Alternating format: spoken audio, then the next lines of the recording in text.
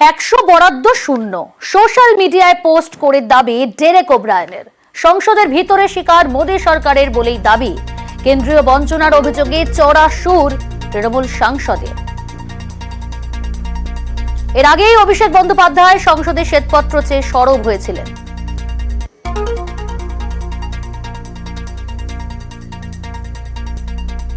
X হ্যান্ডেলে post Derek ওব্রায়েনের। 100 বরাদ্দ শূন্য, সোশ্যাল মিডিয়ায় পোস্ট করেই দাবি ডেরেকের। সংসদের ভিতরে শিকার মোদী সরকারের বলেই দাবি। কেন্দ্রীয় বঞ্চনার অভিযোগে চড়া সুর তৃণমূল সাংসদের।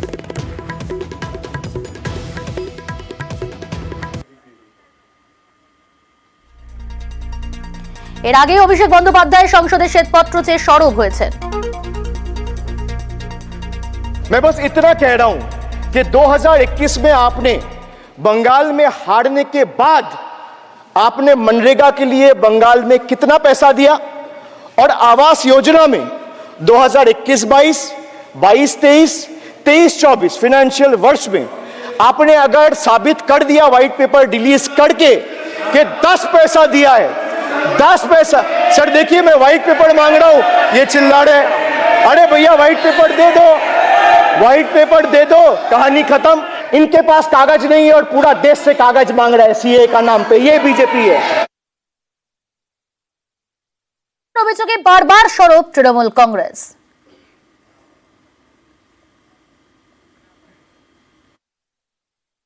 আমাদের যে প্রাপ্তি তার অঙ্কটা হচ্ছে 1,71,688 কোটি।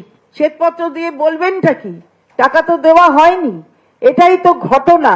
ভারতবর্ষের কেন্দ্রের অর্থ দপ্তর তাদের প্রকাশ করা এই কাগজটি আমরা আপনাদের সামনে ধরে দিচ্ছি। সেখানে দেখা যাবে আমাদের কিছু টাকা দেওয়া হয়নি এবং নিচে সেটার উল্লেখ আছে। ডেরেক ওব্রায়েনের এই টুইট নিয়ে পাল্টা সরব সংসদে অমিত শাহ এবং সুকান্ত মজুমদার। তারও প্রতিক্রিয়া পেয়েছি, শুনুন। हमने 6,244 करोड़ रुपया 14 से 24 तक बंगाल के अप्रूव किए हैं और जिस प्रकार से इनके खर्च का हिसाब आता है इस हिसाब से रिलीज होते हैं। 4619 करोड़ रुपया हमने रीएम्बर्स कर दिया है, मगर वहां थोड़ा प्रॉब्लम है हिसाब भेजने में। अकाउंट देना पड़ता है तो सरकार है, कोई पॉलिटिकल पार्टी नहीं है ना। सरकार के कुछ रूल्स होते हैं, रेगुलेशन होते हैं, अकाउंटिंग सिस्टम होती है, एजी का ऑडिट होता है। हम किसी को नहीं मानेंगे तो थोड़ी तकलीफ आएगी, मगर धीरे धीरे आदत पड़ रही है, इंप्रूवमेंट आया है। इसीलिए 6244 में से 4619 करोड़ रुपया इनका रिलीज हो चुका है।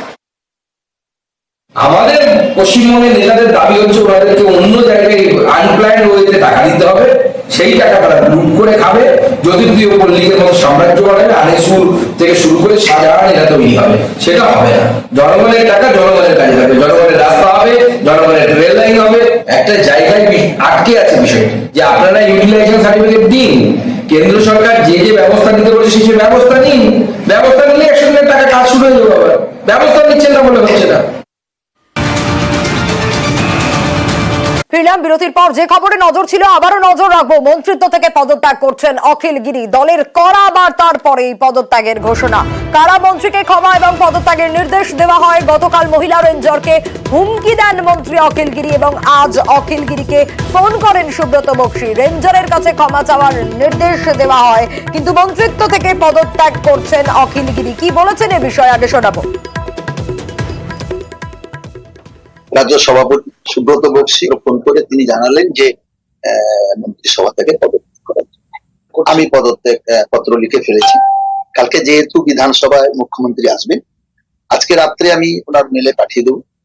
কালকে হাতে আমি যেহেতু দল আমাকে নির্দেশ দিয়েছে, মুখ্যমন্ত্রী নির্দেশ দিয়েছে, তার জন্য আমি মন্ত্রিসভা থেকে কালকে পদত্যাগ করছি। বিজেপির রাজ্যসভার সাংসদ শ্রমিক ভট্টাচার্য, তার বক্তব্য আপনাদের শোনাবো। তিনি বলছেন যে হ্যাঁ, দল বলেছে তাই পদত্যাগ করেছেন, কিন্তু অখিল গিরির বিরুদ্ধে তো পদত্যাগ করেছেন, কিন্তু অখিল গিরির বিরুদ্ধে তো ইতিমধ্যেই আইনি পদক্ষেপ নেওয়া উচিত। কি বলেছেন শ্রমিক ভট্টাচার্য, শোনাবো। দল বলেছে পদত্যাগ করেছেন, কিন্তু ওনার বিরুদ্ধে ব্যবস্থা হওয়া উচিত, আইনি ব্যবস্থা। উনি সরকারি আধিকারিককে কাজ করতে বাধা দিয়েছেন। এই প্রক্রিয়া যেন সকলের ক্ষেত্রেই বজায় থাকে। সরকারি আধিকারিককে যিনি প্রকাশ্যে দাঁড়িয়ে পুলিশকে বলেন টাইম বেঁধে দিলাম, এরপরে বোম মারবো, দরকার হলে পুলিশকে বোম মারবো, কি ব্যবস্থা নিয়েছে দল? তাকে পদ থেকে সরিয়েছে, তাকে বাঘ বলে সম্বোধন করা হয়েছে। সুতরাং অখিলগিরি কোনো নতুন কিছু করে। অখিলগিরি বলেছেন যে সমস্ত দুর্নীতি ফাঁস করে দেব, তো এখন তৃণমূল কংগ্রেসের দায়িত্ব, অখিলগিরির দায়িত্ব এবং এটা দায়বদ্ধতা যে একজন মন্ত্রী হয়ে তিনি যখন আরেকটি দপ্তরে দুর্নীতির কথা বলছেন, সেই দুর্নীতিটাকেও তিনি যেন জনসমক্ষে নিয়ে আসেন। গতকাল তাজপুরে হকার উচ্ছেদে বাধা মহিলা রেঞ্জারকে হুমকি, কারা মন্ত্রীর পদত্যাগের ঘোষণা করেছেন তিনি, কিন্তু তারপরেও অনড় অখিলগিরি তার বক্তব্যে। আরো বিস্তারিত পঙ্কজ জানাবে এই বিষয়। পঙ্কজ, ক্ষমা চাওয়ার প্রশ্নই নেই বলে দাবি অখিলগিরির। হ্যাঁ, একেবারে যেখানে মন্ত্রী অখিলগিরি তিনি বলেছেন যে দলের নিয়ম অনুযায়ী আমি কিন্তু দল থেকে তার মন্ত্রী পদ থেকে কিন্তু পদত্যাগ করবেন, সেক্ষেত্রে কিন্তু তার যে ক্ষমা চাওয়ার ব্যাপারটা কোনো আধিকারিকের কাছে কোনো ক্ষমা চাইবে না, পুরো একেবারে পরিষ্কার তিনি সাংবাদিক সম্মেলন করে জানিয়ে দেবেন। সেক্ষেত্রে তোমাকে জানিয়ে রাখি, যেখানে তিনি আজকে যেখানে বাই মেল এর মাধ্যমে পদত্যাগের চিঠি পাঠাবেন এবং কিন্তু যেখানে আগামীকাল কিন্তু যেখানে বিধানসভা রয়েছে সেখানে বিধানসভায় কিন্তু মুখ্যমন্ত্রী মমতা বন্দ্যোপাধ্যায়কে সরজমিনে তিনি তার পদত্যাগের লেটার দিয়ে দেবেন। সেক্ষেত্রে তোমাকে জানি কি যে মন্ত্রিত্ব গেলে কি হবে, যেখানে রামনগর বিধানসভার বিধায়ক হিসাবে তিনি কিন্তু থাকছেন, জনপ্রতিনিধি হিসেবে যখন থাকছেন তিনি তার যেরকম কাজকর্ম করছেন সেরকমই করবে।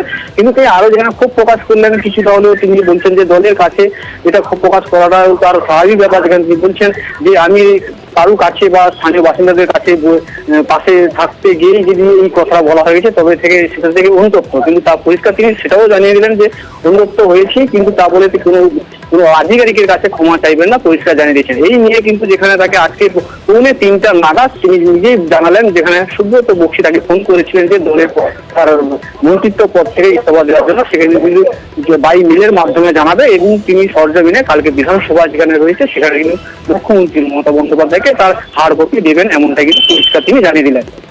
একেবারে পঙ্কজ, অখিলগিরি কি বলেছেন শোনাবো।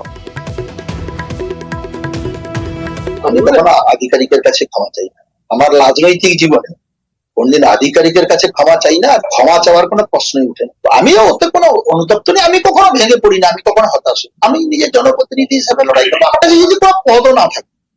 আমার রাজনৈতিক জীবনের অভিজ্ঞতা থেকে আমার যে লড়াই করার যে অভিজ্ঞতা, সে লড়াই আমার এটা মানবিকতা একটা থাকা দরকার। মুখ্যমন্ত্রী তো মানবিক হতে বলেছেন, বিবেকবান হতে বলেছেন। ফরেস্ট ডিপার্টমেন্টের বিবেক কোথায় গেল? ডিএফওর 22টা দোকান আজকে তারা কাঁদছে, রাত্রিবেলা করাত দিয়ে বাস কেটে দিয়েছে। যে কোনো পরিস্থিতির মোকাবিলা করতে আমি প্রস্তুত। শ্রমিক ভট্টাচার্য কি বলছেন অখিলগিরি তো তৃণমূলের মতোই কাজ করেছে, সর্বত্র তৃণমূল যেভাবে কাজ করে সেরকমই করেছেন অখিলগিরি, তাই তিনি ক্ষমা চাইতে যাবেন কেন? কি বলেছেন, কিভাবে কটাক্ষ করেছেন শ্রমিক ভট্টাচার্য শোনাবো।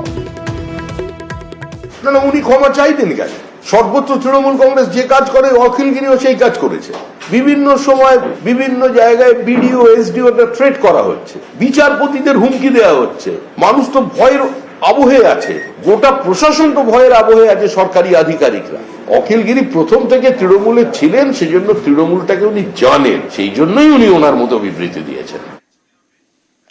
পাল্টা তৃণমূল নেতা জয়প্রকাশ মজুমদার বলছেন আপনি আচরি ধর্ম অপরের শেখাও। কি বলেছেন পাল্টা জয়প্রকাশ মজুমদার শোনাবো। আপনি আচরি ধর্ম পরের শেখাও। আমাদের সেই দৃঢ়তা আছে, আমাদের সেই সংকল্প আছে যে আমরা একজন মন্ত্রীকে আমরা বলতে পারি যে তোমার কৃতকার্যের জন্য তুমি রেজিগনেশন দাও। শুভেন্দু অধিকারী বিরোধী দলনেতা বীরবাহা হাঁসদাকে তিনি বলেছিলেন এইরকম মহিলা বা এইরকম মেয়ে ছেলে আমার পায়ের তলায় থাকে। তার বিরুদ্ধে তো দৃঢ়তার সঙ্গে ব্যবস্থা নিতে পারতো বিজেপি, নিতে পারেনি, কারণ তাদের সেই ক্ষমতা নেই তৃণমূলের যে ক্ষমতা আছে। সুতরাং আমি বলবো বিজেপির যেন এই প্রসঙ্গে কিছু বলতে গেলে তারা নিজেরা যেন আয়নার সামনে দাঁড়ায়। মন্ত্রিত্ব থেকে পদত্যাগ করছেন অখিলগিরি, দলের করা বার্তা, তারপরে কিন্তু পদত্যাগের ঘোষণা করেন। আজ 2:45 নাগাদ তিনি প্রেস কনফারেন্সও করেন এবং কারা মন্ত্রীকে ক্ষমা এবং পদত্যাগের নির্দেশ দেওয়া হয় দলের তরফ থেকে। গতকালের যে ঘটনা আপনাদের বারবার দেখিয়েছি আমরা সেই ঘটনা, কারণ মহিলা রেঞ্জারকে রীতিমতো হুমকি দেন মন্ত্রী অখিলগিরি এবং আজ অখিলগিরিকে সুব্রত বক্সীর তরফ থেকে ফোন করা হয় এবং রেঞ্জারের কাছে ক্ষমা চাওয়ার নির্দেশ দেওয়া হয়, কিন্তু তিনি বারবার বলে দিয়েছেন যে ক্ষমা চাওয়ার কোনো প্রশ্ন প্রশ্নই নেই কোনো আধিকারিকের কাছ থেকে। এবং প্রেস কনফারেন্সে তিনি যা বলেছেন, অখিল গিরি যা বলেছেন ইতিমধ্যে আপনাদের শুনিয়েছি। মন্ত্রিত্ব থেকে পদত্যাগ করছেন তিনি, এই ঘোষণাই করে দিয়েছেন। দলের করা বার্তার পরেই তার পদত্যাগের এই ঘোষণা। কিন্তু কারা মন্ত্রীকে ক্ষমা এবং পদত্যাগের নির্দেশ দেওয়া হয়, কি কারণ? তার কারণ হচ্ছে গতকালের ঘটনা, যেখানে মহিলা রেঞ্জারকে রীতিমতো হুমকি দেন মন্ত্রী অখিল গিরি। এবং আজ সুব্রত বক্সির তরফ থেকে অখিল গিরিকে ফোন করা হয় এবং রেঞ্জারের কাছে ক্ষমা চাওয়ার নির্দেশ দেওয়া হয়। কি বলেছেন অখিল গিরি শোনাবো। রাজ্য সভাপতি সুব্রত বক্সি ফোন করে তিনি জানালেন যে মন্ত্রিসভা থেকে পদত্যাগ করার জন্য। আমি পদত্যাগ পত্র লিখে ফেলেছি। কালকে যেহেতু বিধানসভায় মুখ্যমন্ত্রী আসবেন, আজকে রাত্রে আমি ওনার মেলে পাঠিয়ে দেবো। কালকে হাতে আমি যেহেতু দল আমাকে নির্দেশ দিয়েছে, মুখ্যমন্ত্রী নির্দেশ দিয়েছে, তার জন্য আমি মন্ত্রিসভা থেকে কালকে পদত্যাগ করছি। শ্রমিক ভট্টাচার্য বলছেন, বিজেপি সাংসদ শ্রমিক ভট্টাচার্য বলছেন যে অখিল গিরি পদত্যাগ করেছেন, দল বলেছেন তাই পদত্যাগ করেছেন, কিন্তু অখিল গিরির বিরুদ্ধে তো আইনি পদক্ষেপ নেওয়া উচিত। শুনুন কি বলেছেন। দল বলেছে পদত্যাগ করেছেন, কিন্তু ওনার বিরুদ্ধে ব্যবস্থা হওয়া উচিত, আইনি ব্যবস্থা। উনি সরকারি আধিকারিককে কাজ করতে বাধা দিয়েছেন। এই প্রক্রিয়া যেন সকলের ক্ষেত্রেই বজায় থাকে।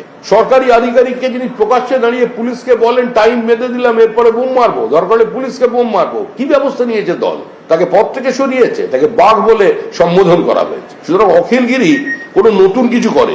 অখিল গিরি বলেছেন যে সমস্ত দুর্নীতি ফাঁস করে দেবো। তো এখন তৃণমূল কংগ্রেসের দায়িত্ব, অখিল গিরির দায়িত্ব এবং এটা দায়বদ্ধতা যে একজন মন্ত্রী হয়ে তিনি যখন আরেকটি দপ্তরে দুর্নীতির কথা বলছেন, সেই দুর্নীতিটাকেও তিনি যেন জনসমক্ষে নিয়ে আসেন।